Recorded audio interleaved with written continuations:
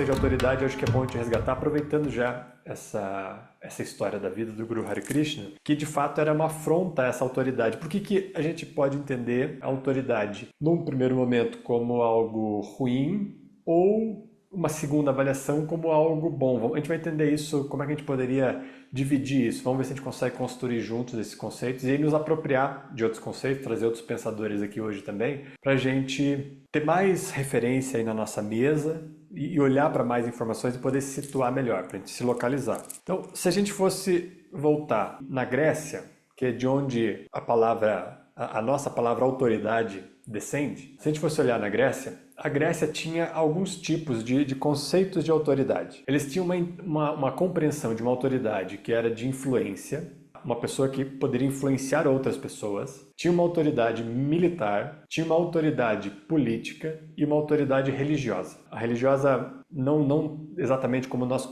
conhecemos hoje uma autoridade religiosa, mas num viés espiritual. Então eles tinham esses 4 tipos de autoridades. Então a de influência, a militar, a política e uma de viés espiritual. A influência que nós recebemos e que nós entendemos hoje como autoridade, que depois, se vocês já conseguem visualizar, né, esticar um pouco esse conceito, dá para entender que a militar, a política e a própria espiritual religiosa se apropriam também de alguns conceitos dessa autoridade. Mas elas têm nuances diferentes na origem. Isso eu quero apresentar para a gente ir compreendendo também como que depois a coisa vai virando uma confusão quando a gente vai para o âmbito social. E aí eu quero fazer esse exercício de a gente olhar para a sociedade, porque é onde a gente consegue perceber isso, assim como nas histórias lá que a gente contou do Guru Hare Krishna, e da nossa própria vida. Então assim, nós estamos lidando com isso o tempo inteiro, porque a vida inteira é um tipo de relacionamento com essa instância, mas depois a gente vai levar isso para o âmbito individual. Vamos ver se a gente encaminha aqui para a gente compreender esses diversos níveis. Então, entendendo que nós temos aí uma referência de 4 conceitos específicos que a princípio eram diferentes, porque eles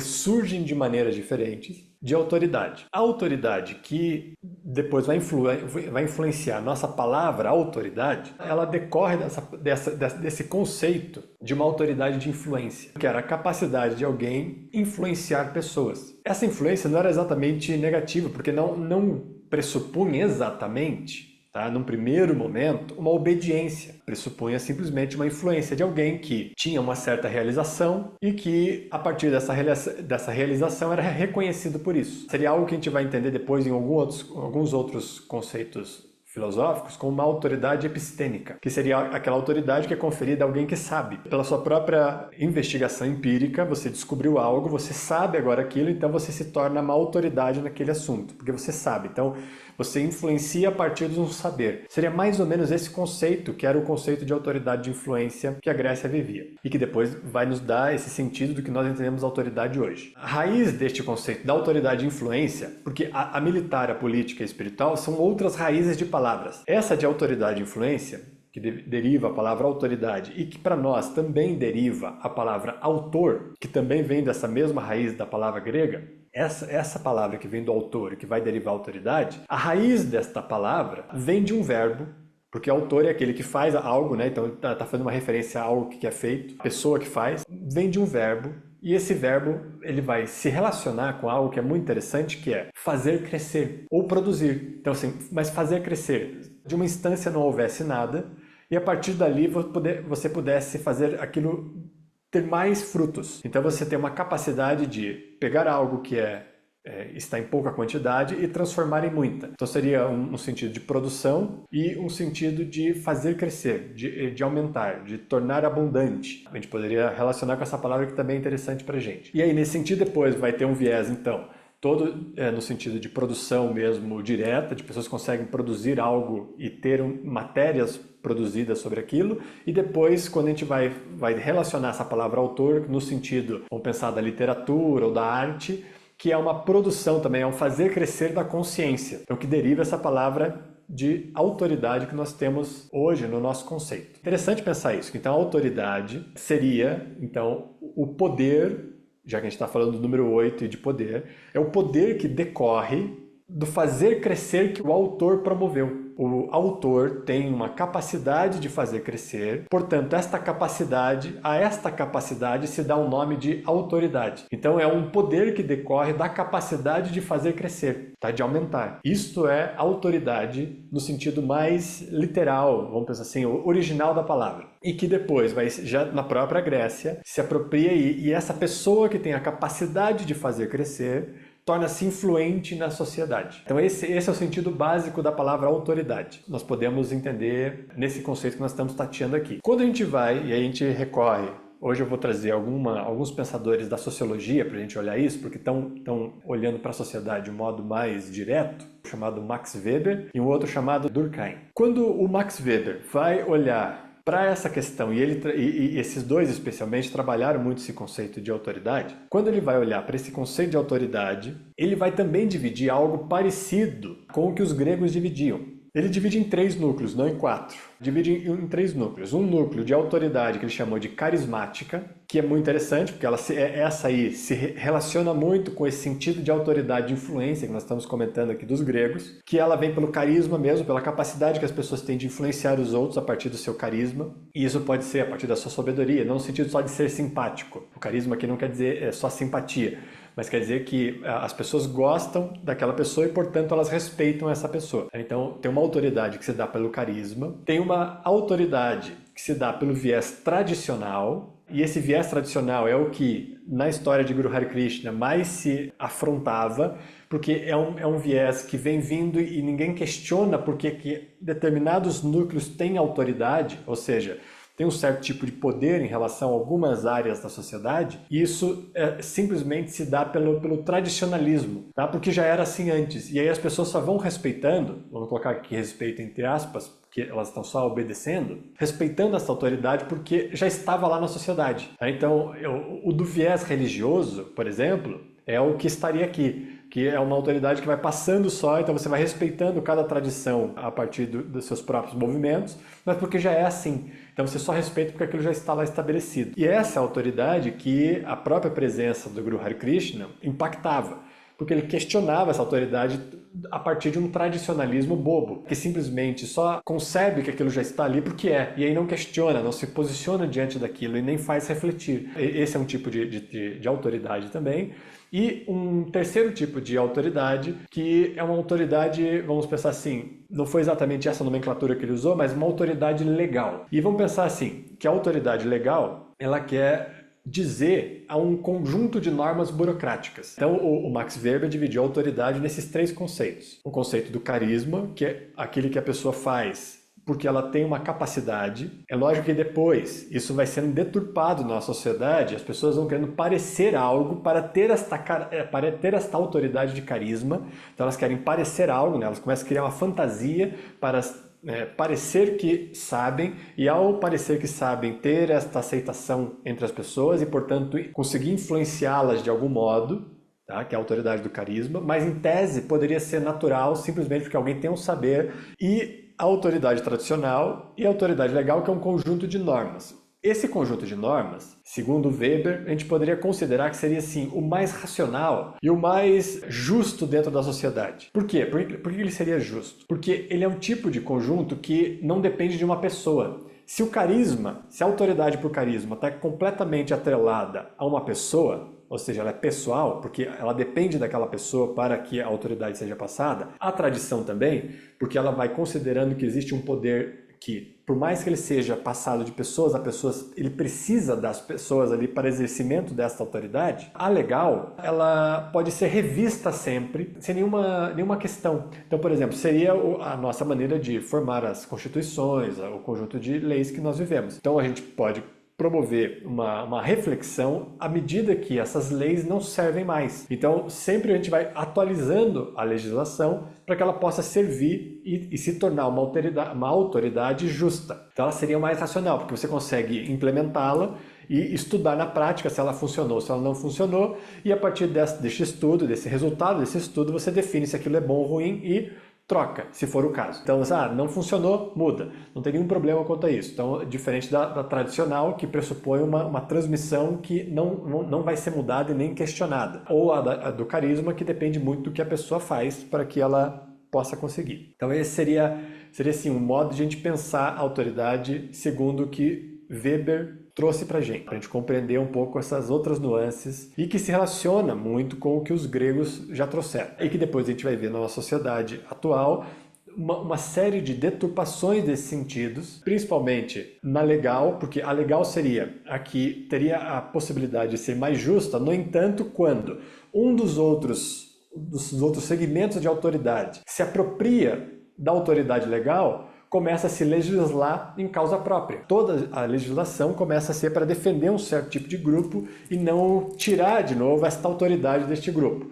Então, aí é que a gente começa a ter os problemas que a gente encontra na nossa sociedade. E o Durkheim, ele vai trazer o seguinte em relação a esta autoridade. Ele vai fazer uma correlação que a autoridade, à medida que a pessoa vai tendo autoridade, ela vai tendo uma capacidade de que os outros o obedeçam. E se, à medida que a pessoa que detém a autoridade é um representante daquilo que é o certo, sendo aquela pessoa a influência na sociedade, as pessoas começam a seguir aquela pessoa e repetir as mesmas atitudes que aquela pessoa está fazendo, começa-se, mesmo que num pano de fundo, a determinar um sistema moral na sociedade. Então, para Durkheim, a autoridade é o pano de fundo depois do que nós entendemos como moral e a nossa avaliação do que é o certo ou errado. Então a gente vai depois conectar muito o que é certo e o que é errado a partir desta referência do que nós vivemos na experiência com a autoridade, tá? Na relação na autoridade com alguém. Então, se alguém tem um certo tipo de conduta,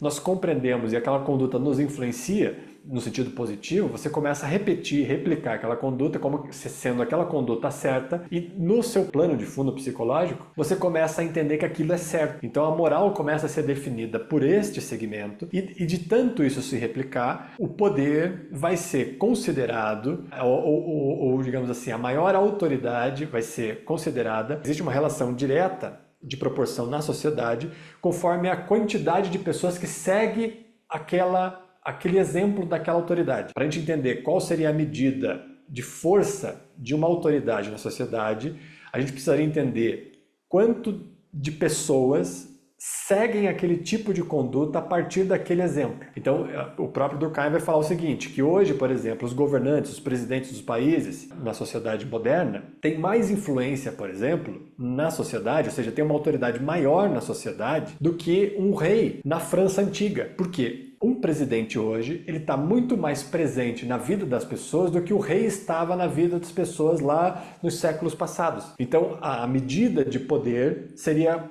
uma forma de você medir o poder seria entender o quanto de presença na vida de cada pessoa essa influência está. E no caso hoje, um governante hoje tem uma maior influência que um rei, por exemplo, teria num povoado, aí, numa população mais antiga. Então, para vocês entenderem um pouco só essa noção. E para a gente entender como que isso vai se desenhando, um tanto na nossa sociedade. E por que muitas pessoas, ao terem um impacto muito grande, ou seja, compreenderem que a sua influência está em muitas pessoas, começam a manipular o jogo e utilizar essa força e essa massa de influência para determinados objetivos. É a cilada que a gente está vivendo hoje na nossa sociedade e que cabe a cada um que vive a realidade, inclusive, questionar isso, questionar a influência que você recebe do mundo externo, que era isso que, na história de Guru Hare Krishna, a própria existência dele já era uma afronta. Esse modelo pré-concebido de influência que se mantém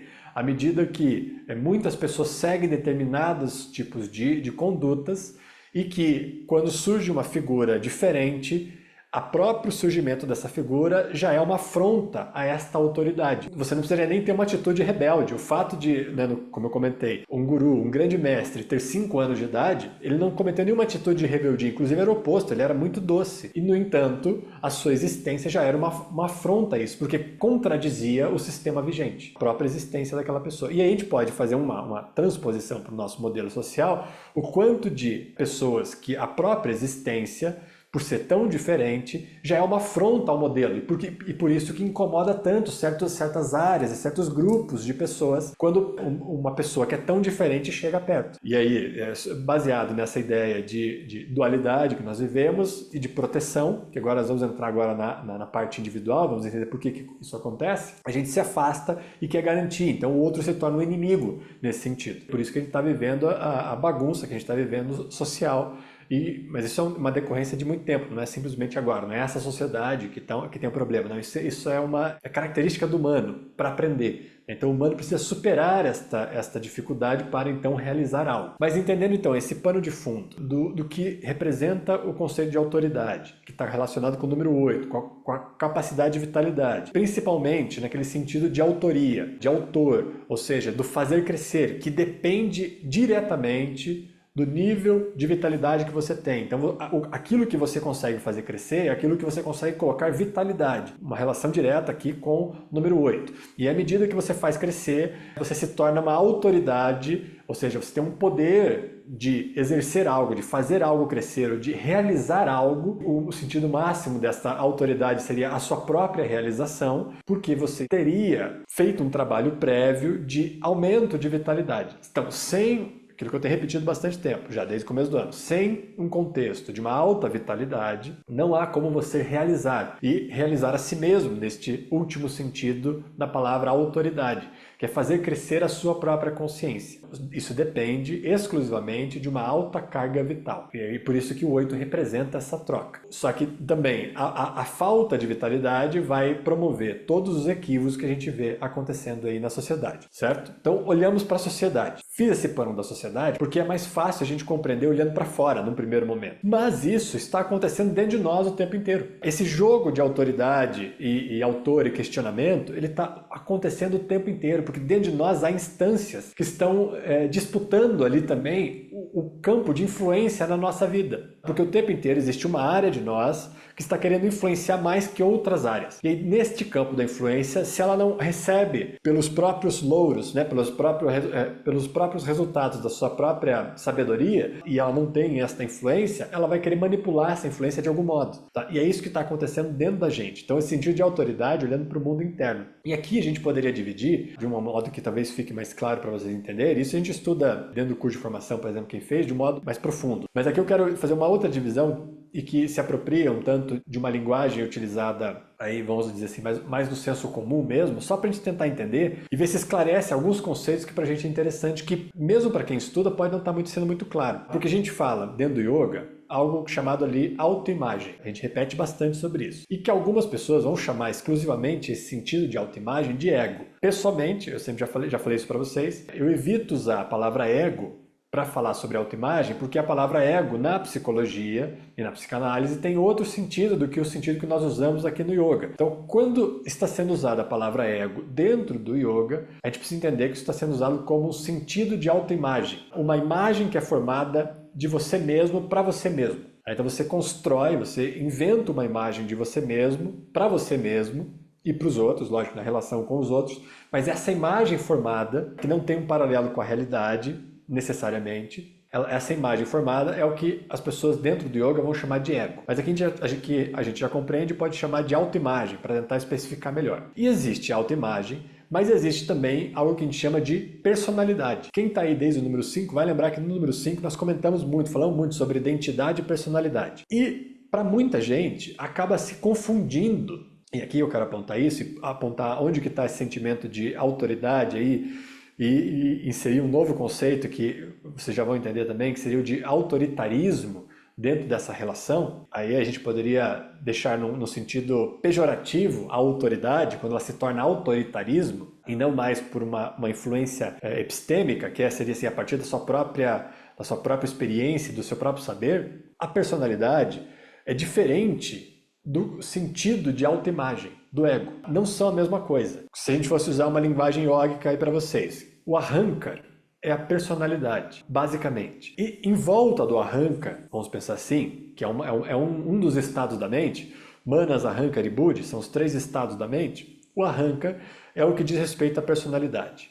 A personalidade é algo inerente ao ser humano, ela não é ruim. Ela é o que te dá a localização do tempo e espaço. Tá? Sem uma personalidade, aquilo que é a essência, e que algumas pessoas vão chamar do eu sou, ou do eu maior, ou de alma, aquilo que é a essência, que é o infinito vigorando na manifestação, sem a personalidade, este infinito não vai encontrar um modo de se expressar. Então a personalidade é o terreno por onde este infinito, esta essência, e vamos usar aqui, entre aspas, a alma, poderia se expressar. Porque a gente precisaria conceitualizar o que é alma. Mas acho que acredito que vocês entendem aí usando esse termo de um modo amplo, sem a gente entrar em muitos detalhes. Mas o próprio infinito se manifestando, ele precisa da personalidade para se expressar no tempo e espaço, ou seja, no agora. O seu modo de se reconhecer no presente é determinado pela personalidade. E a personalidade sendo influenciada pelo infinito. O que é o ego nessa história toda? O ego é uma estrutura que tem dois propósitos básicos. Vamos pensar assim, a gente poderia definir grosseiramente falando, dois propósitos básicos para a gente entender melhor assim. Além desse de formar a imagem para si mesmo, né? De ser esta imagem que é formada para si mesmo. Mas por que ele forma uma imagem? Porque ele tem uma função específica que é de proteção, então ele protege a personalidade e de manutenção do prazer.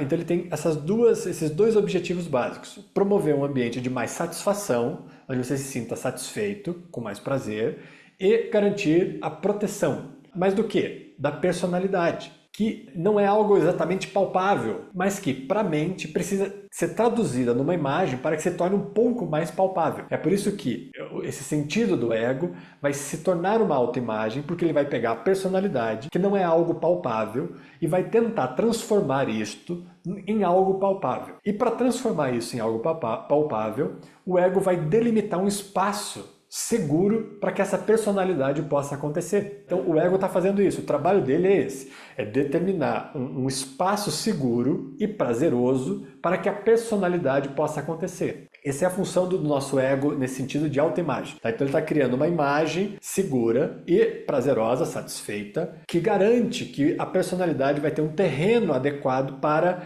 se sentir confortável o suficiente para executar aquilo que precisa ser executado. Aonde começa o problema? O problema começa que ao delimitar algo, isso pode se tornar uma prisão, se você não tem a capacidade de olhar para fora. Se você define que esse seu mundinho é o mais seguro e o mais prazeroso, como é que você vai querer olhar para fora? E aí, para isso, nós demos o nome de padrão. Então, essa estrutura da autoimagem, que nós estamos aqui chamando hoje de ego, para vocês entenderem, fazer essa ponte, nessa correlação de linguagens, que é essa capa que envolve a personalidade e que cria um campo de funcionamento para essa personalidade, ou seja, um campo palpável onde essa personalidade pode funcionar, que seria numa imagem. Então a imagem seria o mais palpável que a mente pode conseguir promover e criar para que a personalidade possa se movimentar. Então cria-se uma imagem, algo palpável, e essa imagem tem uma delimitação, porque ela é uma imagem, é uma forma.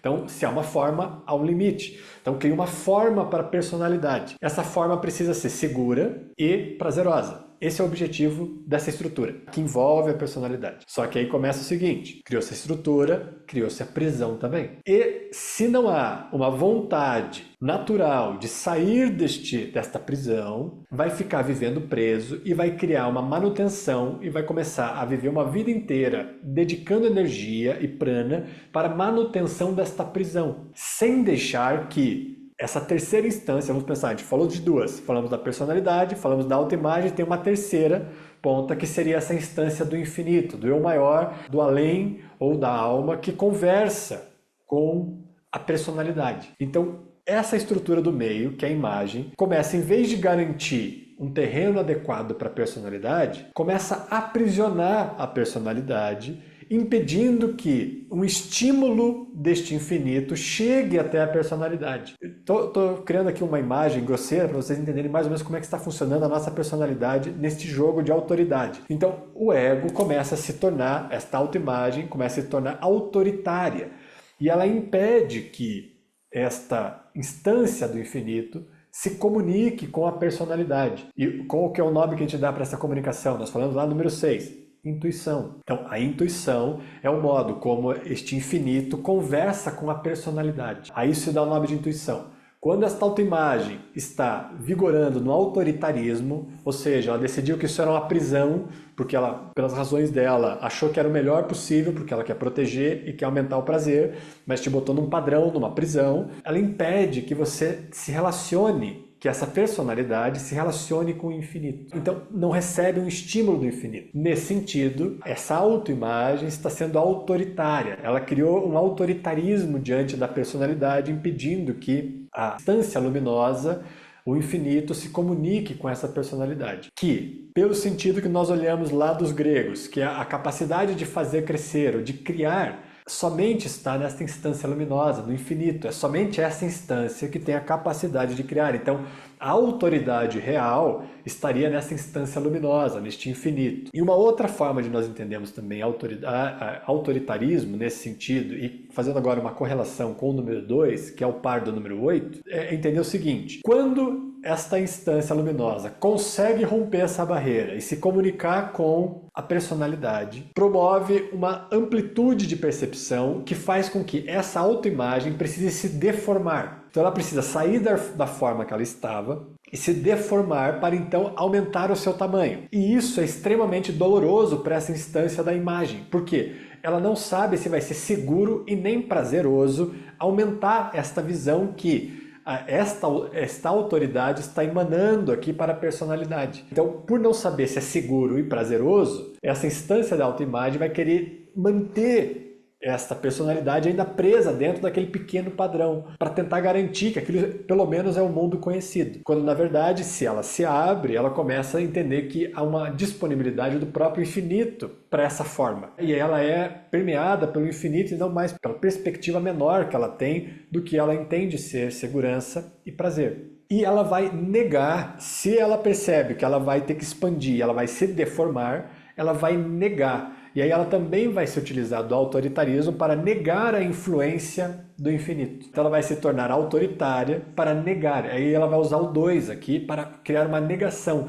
Mas como nós já vimos aí alguma aula aí para trás, ela não vai criar uma negação para revelar, ela vai criar uma negação para esconder, o que é totalmente prejudicial para o nosso modelo. Então quando ela se torna autoritária, esta autoimagem, ela vai negar a influência do infinito e não vai deixar que essa personalidade receba esta informação para então se expandir, para então aumentar e se parecer mais com o infinito, para tomar ares mais do que é o próprio infinito. Quando começa a ocorrer essa troca e a autoimagem percebe que na verdade ela tem ganhos e que ela está mais segura e ela vai sentir um prazer maior, um sentido de realização maior, se ela deixar que a personalidade receba toda a influência do infinito, quando ela percebe isso, aí nós temos uma situação muito especial para o ser humano, que é quando ele começa a se tornar consciente de si. A autoimagem não mais quer determinar a prisão, e ela simplesmente está à disposição só de criar um ambiente adequado para que a personalidade exerça a influência do infinito. Aí, nesse sentido, a autoridade passa a vigorar na personalidade e não mais o autoritarismo da autoimagem. Então esse é o modo de a gente entender isso dentro de nós. A gente olhou para a sociedade e agora pode compreender essa guerra que acontece entre